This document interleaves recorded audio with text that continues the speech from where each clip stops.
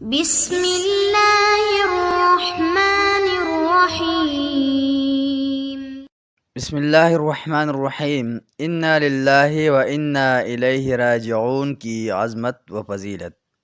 پورا قرآن تو عظمتوں کا پہاڑ ہے، اور اس کی پوری صورت ایک خاص مقام و مرتبہ رکھتی ہے۔ جہاں تک اس کی آیات کا تعلق ہے تو ان میں سے بسم اللہ الرحمن الرحیم کے علاوہ بھی بعض انتہائی بعظمت و بابرکت آیات ہیں۔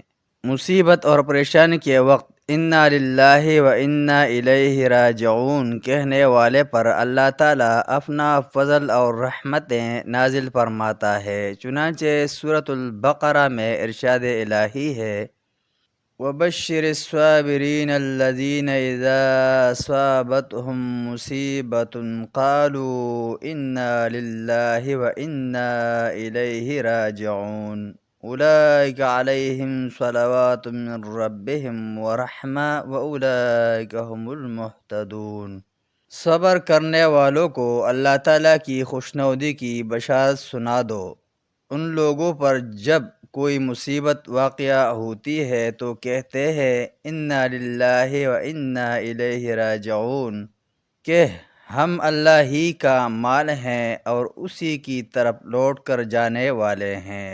یہی لوگ ہیں جن پر ان کے رب کی مہربانی اور رحمت ہے، اور یہی سیدھے راستے پر ہیں۔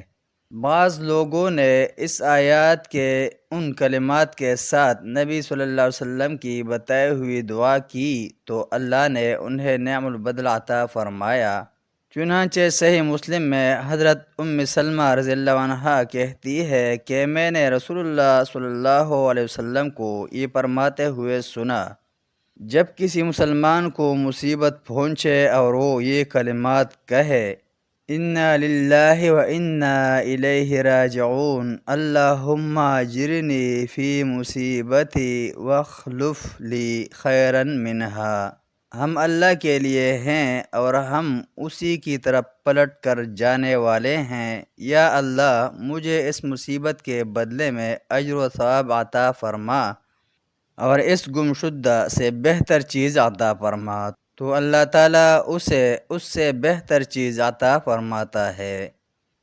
حضرت ام سلمہ رضی اللہ عنہا فرماتی ہیں، جب میرے شوہر حضرت ابو سلمہ رضی اللہ عنہ فوت ہوئے تو میں نے نبی صلی اللہ علیہ وسلم کے حکم کے مطابق ان کلمات سے دعا کی تو اللہ تعالیٰ نے مجھے میرے پہلے شوہر سے بدر جہاں اچھا شوہر عطا فرمایا، اور وہ تھے محمد رسول اللہ صلی اللہ علیہ وسلم۔